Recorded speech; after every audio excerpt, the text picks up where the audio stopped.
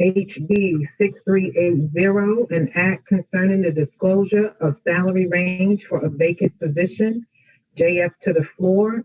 This bill will require employers to provide a job applicant with the wage range of the position for which the applicant is applying. It also broadens the standard used to determine whether an employer is discriminating in the amount of compensation it pays to an employee based on sex, and by sex, examples would be gender wage discrimination. So there's two parts that wage range disclosure, and it addresses the gender wage discrimination under current law. Any comments or questions? Did I make a motion? No, you didn't, but I'm so tired. I'm so tired. I just realized. So can I get a motion? So moved. Second. We'll say moved by Representative Vargas and second by, was that Representative Sanchez? And I don't know why y'all are moving on my panel. This is like, oof. Okay. Senator Sampson. Thank you, Madam Chairman. I didn't really think about what I might say when I had to comment on this bill, but I did know that I was voting no on it.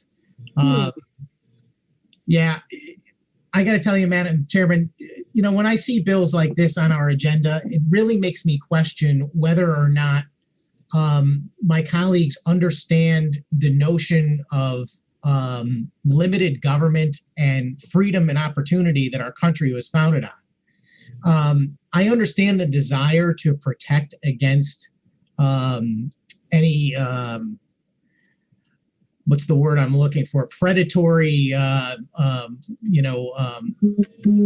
efforts by employers, that kind of thing. But I want to remind everyone that a work arrangement, an employee-employer arrangement, is a voluntary thing.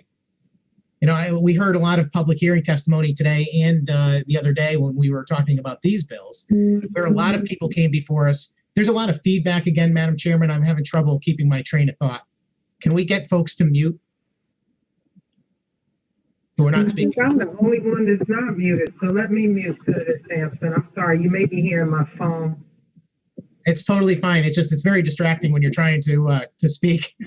At any rate, we heard a lot of testimony today, and when we had the hearing on this particular bill, and a lot of people who come at it from the employee perspective repeat the words saying that their employers force them to do this and that all the time, and it always strikes me as odd because no one is forced to do anything in our society. There's no one who's forced to have a job.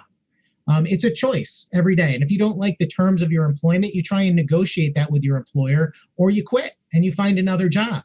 Employers in our society don't have that luxury. They are often, have their hands tied on how they have to treat that employer relationship. And this particular situation is just completely unfair. An employer might have many, many reasons for offering a different pay wage for a position than they have in the past. Their financial situation may be different. If I'm a restaurant right now after COVID and my business is completely decimated, I might not have the ability to afford the quality of management that I had in the past. So what used to be a $100,000 job working for my restaurant might be a $50,000 job now. And that's a perfectly legitimate reason, and it's no one's business except for that business owner.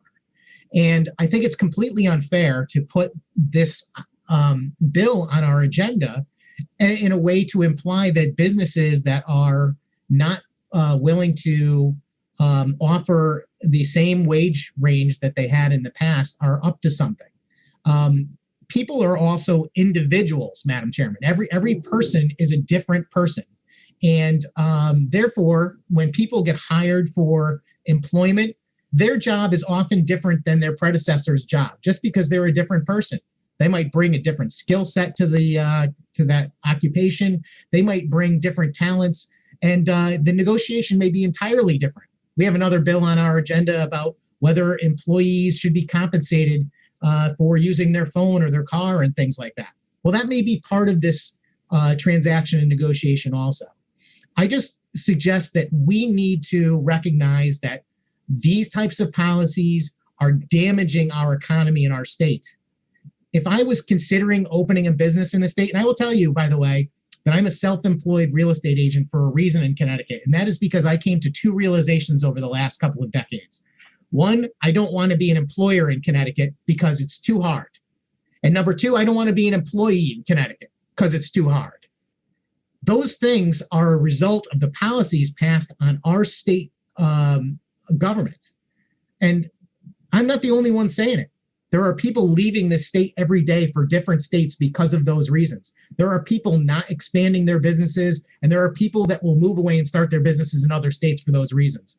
This bill is unnecessary, unfair. It makes a very, very poor implication. And it furthers something that is a real problem in our legislature, which is this attitude that the employer-employee relationship should be adversarial. It should not. Most of these things are things that employers and employees work out every day because they understand that they have to work together for both of them to succeed. And when people are in a bad situation, they have the freedom to choose another option, to go look for another job. This is unnecessary, Madam Chairman. I urge people to vote against this type of policy. It does not reflect the freedom our country is based on. Every policy that we see before us in this committee is usually a choice between freedom and force. And this particular policy is all about force, the force of government, interfering in something that it shouldn't. I prefer freedom to let people decide on their own and work together for solutions. Thank you, Madam Chairman. Thank you, Senator Simpson. That was chock full of some stuff, I tell you. And I do respect your perspective. I mean, this is where we disagree again. You said several things that I really don't agree with. And I think that the purpose of this legislation is really to level the playing field. You know, when we talk about employees and employers, the people I know don't have an option. You know, being an employee is what they're going to be. Most people don't have the luxury of making the choice that you made. And I applaud you for that. I wish more people were in a position to say, you know what, I don't want to be an employee and I don't want to be an employer, so I'm going to start my own business and be successful. Because I know people that start businesses and they're not successful. There's so many barriers when you talk about it. And then there's the gender wage gap, the pay equity gap, especially when it comes to women in this country. So when you talk about the freedom that this country was founded on, I'm conflicted. Because I know this country, it wasn't founded on my freedom. And my people are still struggling to make ends meet. And you can't educate your way out of it. You can't status your way out of it. There's going to always be a disparity. So what we're doing here in law is trying to undo some of the structurally racist things that have been done in law to keep certain people back. And it's women, and it's people of color, it's poor people. And the system this is the way it's been set up. And we came to this because we had constituents and people from this state that voted us into office come to us with these issues. So when we look to do laws and put forth legislation, please understand that a lot of this is coming from the people that we represent. And they come before this committee and they testify and they tell us these things. So there are exceptions to the rule, no doubt. And I mean, for me, in the world I live in, you are the exception to the rule, Senator Sampson. So I like I said, I will, respectfully disagree with you. The fact that you say people are moving out of the state, everybody that I'm talking to, especially folks in Waterbury, are telling me the influx of people that are coming into the state. There are a lot of people moving into this state, even here in New Haven. We got people moving in from out of state. They want to be in Connecticut. And I just think that, it should be a level playing field. And that thing you're talking about with employees and employers is ideal. That's ideal, but it's not realistic. It's not the experience of a lot of people that have come before us to ask that we put forth this kind of legislation. Senator Sampson for the second time. Thank you for recognizing me, Madam Chairman. I don't mean to speak twice on every bill, but you did address me directly in your response. And I understand that our legislative committee process is not really conducive to a back and forth dialogue. And maybe that's a shame, because I think there is probably some tremendous benefit that we might get from actually debating these issues in a real debate, rather than I say something, you say something, and that's that. I will just suggest very briefly that going forward, I hope that we do get to flesh out our ideas. My opinion is that no one will ever, should ever be classified as always determined to just be an employee. I have great faith in every person, regardless of their background. I grew up in the inner city myself. My parents were not wealthy. I'm still not a wealthy person, but I think I've been successful, maybe in excess of where I started from. And I think anybody can achieve that. And what needs to happen for that to happen is that I believe that people need to know that they are starting from the same place with equal opportunity. And I think when government gets involved in creating an unlevel platform, even if it's in the quest for something like equity, you have to do the potential damage of, dividing people and mischaracterizing people based on subjective things like race and color. And I think that's just dangerous. I would also add that I think the greatest thing that America provides is true free market capitalism, where production raises the quality of life for everyone. And when we impose things that reduce production because we are limiting the amount of commerce that exists, we're actually lowering the quality of life for people. And again, I just wanted to say that briefly, and hopefully we will get to talk about these things in much more detail as our debates go on throughout the year. And thank you very much for your indulgence, Madam Chairman.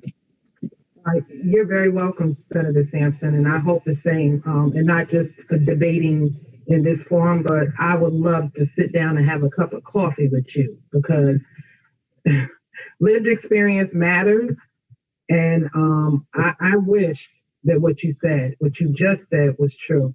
And I also wish, and I mean this sincerely, I am not trying to be facetious, I wish just for maybe 1 month, you could live in my skin. And then you would see it from my perspective that, yeah, the ideology that you speak of is not my reality, and it's not the reality of the people that look like me. And that is the history in this country. But I really do want to sit down and have, a deeper conversation with you regarding all of these issues and how they play into what it is, I come to the table and push for as far as legislation, because it's rooted and grounded in real life concerns of people that look like me. Thank you. And you raised your hand again, so I'm going to call you again. Senator Sampson. You're on for that coffee date anytime you like, Madam Chairman. I'm with you, and I will just remind everyone that it is in fact the dream of this country, the dream of our founders, whether they lived it or not, they put it on paper that all men are created equal, and the dream of many people since, including Martin Luther King Jr. and you and me, I'm sure, that people are treated equally under the law and everyone has equal opportunity. I think we're all working towards that goal, Madam Chairman. I don't want to lose sight of it by passing too many laws. Thank you. All right, I'm going to just say 3/5 and I'm going to leave it there, because we're not going to have that debate tonight. But we were 3/5 in your Constitution. Let's